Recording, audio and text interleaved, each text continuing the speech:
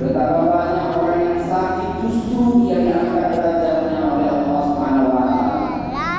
Betapa banyak orang yang hidupnya serba kekurangan penuh cobaan tetapi dekat dengan Allah Subhanahu wa taala dan menjadi salah satu penghuni surga-surganya Allah. Lalu apa yang menjadi azab yang paling besar yang Allah berikan kepada umatnya? Apakah azab musibah yang paling mengerikan? Apakah laknat yang menakutkan bagi seorang manusia? Laknat yang paling mengerikan bukanlah hilangnya harta, bukannya pula hilangnya kesehatan, bukannya pula hilang jabatan. Laknat terbesar bukanlah Allah berikan tentang kemiskinan, tetapi laknat Allah terbesar adalah ketika Allah mencabut iman dan hati seseorang hamba. Itulah sesungguhnya laknat dari paling besar Allah berikan kepada seorang hamba. Ketika hati tidak rindu kepada panggilan azan, ketika hati tidak lagi rindu kepada sejuknya aroma masjid, ketika telinga kita tidak tersentuh lagi dengan panggilan azan, ketika nasihat agama yang nasihat kebaikan tidak lagi bisa menyentuh hati kita yang paling dalam, ketika kita merasa tidak pernah bersalah, tidak pernah merasa menyesal ketika kita melakukan sebuah dosa. Itulah bencana sesungguhnya yang Allah berikan kepada seorang hamba, kepada seorang manusia. Rasulullah SAW bersabda, Innal abda la yuframul rizqa bizarri rizqihi. Sesungguhnya seorang hamba dapat terhalang dari rezeki-rezeki dari Allah itu karena dosa-dosa yang dia kerjakan. Kalau hari ini kita merasa bisa kita meninggalkan sholat, kita merasa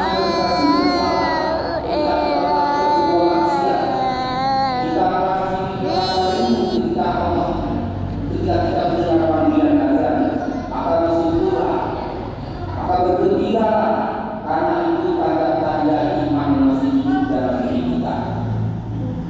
Namun apabila seseorang sehat badannya, kuat tenaganya, luas hartanya, serta tinggi jabatannya, banyak ilmunya, tapi tidak merasa takut, tidak merasa pernah datang ke rumah Allah, tidak pernah merasa kehilangan sholat berjamaah, tidak merasa sedih meninggalkan sholat, tidak ada rasa takutnya bersama panggilan azan ketika kita tidak menegakkannya. Maka ketika kita meninggalkan ibadah, mobil keselamatan kepala polisi Labrador. Kotakku besar. Tas. Mereka merupakan Allah, maka Allah pun akan membiarkan mereka. Kurang tahu bahaya. Jadi bukan Allah yang meninggalkan kita, kita yang menemukan Allah. Kau bilang sholat. Hidup kita terluka-luka, kita tidak pernah merasa bersalah berbuat dosa, kita tidak pernah merasa terpanggil dengan panggilan azan. Bisa jadi Allah Ngomongnya itu ngomongnya agak kuat. maka perlu dibuat. Ketika kita ada getaran hati dengan panggilan suara Tuhan, biasa saja, maka perlu hati saudara. Allah meminta kita datang ke rumahnya satu waktu dalam satu. Allah meminta kita datang 5 waktu dalam sehari. Allah beri kita 24 jam dalam sehari. Cuma Allah butuh 5 waktu dalam sehari. Seandainya satu waktu kita ambil 5 menit saja. Kalau 5 waktu, subuh, zuhur, asar, isya, maghrib, kali 5 menit hanya 25 menit. 24 jam dikurang 25 menit, 23 jam. 35 menit kita butuh waktu untuk dunia. Allah cuma beri waktu 25 menit saja untuk Allah. Alangkah peliknya. Gunakan 25 menit itu berharapan. Terserah 23 jam. Kalian habiskan untuk kembali dunia. Ada dosa. Namun apa yang terjadi? Kebalikan. 24 jam untuk kita habiskan untuk memikirkan dunia ini. 24 jam. Mama Sona. Obrolan keselamatan kepala polisi. Ada beberapa menit kita merenung, memikirkan hidup yang sedang kita jalani, memikirkan dosa-dosa yang kita lakukan. Kita butuh 5 menit. Memikirkan umur kita yang semakin berkurang, memikirkan kematian sehari detik demi detik semakin dekat. Tetapi pada manusia yang merasa berat memenuhi panggilan Allah, lihat masjid-masjid kita, lihat musola-musola kita, bahkan untuk mencapai wasat pun sangat sulit. Lihat jumlah penduduk kita, berapa jumlah penduduk kita? Seperti alay. Hampir 3.000, tapi untuk memisah masjid kita aja Alay. Kau belum sholat. Kau belum mulai. Jangan-jangan Allah membiarkan kita, jangan-jangan Allah tidak memperhatikan kita. Mati modal kerja. Padahal keterangan hidup ini tidak lahir dari banyaknya harta. Keterangan hidup ini tidak lahir dari tinggi jabatannya. Kedamaian hati tidak lahir dari kemewahan-kemewahan dunia yang kita miliki. Allah berfirman, "Ala bisikriba tahmani qulub." Quran surat Al-Qur'an ayat 28. Ingatlah ada mengingat Allah. Jamak punya masalah, punya beban, maka ingatlah Allah, maka hatinya bergerak. Janji Allah, bukan janji manusia. Masalah muslim rahmatullah. Ingatlah bahwa dunia ini memang diciptakan manusia untuk manusia. Dunia ini Allah ciptakan untuk manusia, tetapi manusia diciptakan bukan untuk dunia. Kita hidup di dunia hanya sebentar dan sebentar saja. Dunia hanya mampir. Hari ini hari berlalu, rambut kita mulai putih, kulit kita mulai keriput, tenaga kita mulai berkurang, dan kematian kita semakin waktu demi waktu semakin dekat. Jangan pernah mengira bahwa setelah jasad di kubur itu sudah selesai semuanya. Jangan pernah mengira kita masuk yang kubur itu selesai urusan kita. Tidak dalam kubur adalah pintu pertama kita menuju kehidupan akhirat.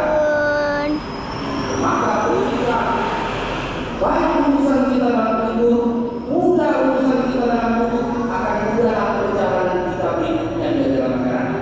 Tetapi sebaliknya ketika proses amal kita dalam kubur susah, berat, maka bayangkan perjalanan kita. Kita mudah perjalanan kita dalam perjalanan berikutnya. Karena Allah Nabi SAW bersabda, Al-Qadru awalun manzilin manzili akhirah. Kubur adalah persinggahan pertama. Kubur adalah persinggahan pertama dari dan seterusnya. Tapi ketika persinggahan pertama di dalam kubur, maka beratlah seterusnya. Hadirin rahimahullah, Allah memperlihatkan kepada kita kisah-kisah orang yang sombong akan menjadi pelajaran bagi kita. Kisah tentang orang-orang yang berkuasa akan menjadi pelajaran kita.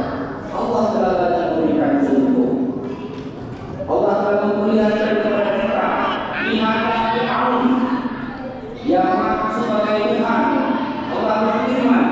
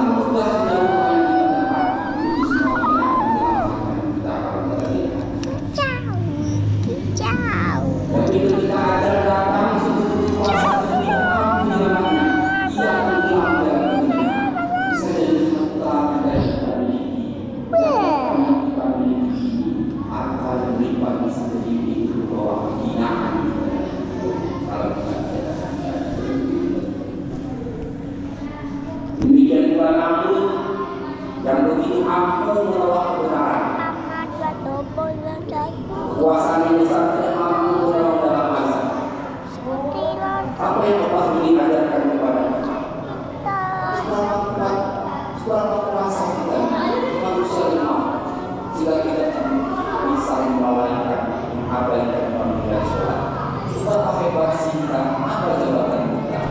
Nabi saja yang sudah dicari sudah. Ketika mengucap Allah berminat mereka yang sudah disiapkan kita dosa yang sudah jelas surga menunggu dan tidak pernah kuasa daripada Allah manusia yang telah makhluk tetap makhluk yang lemah, jabatan tidak akan berakhir, kuasa yang kita miliki akan hilang, harta ini akan kita tinggalkan, tubuh yang kuat ini akan menjadi tulang belulang yang akan dimakan oleh bulan-bulan. Sudah berapa lama kita hidup di muka bumi? Sudah berapa hidup kita? 40 tahun, 50 tahun, 60 tahun.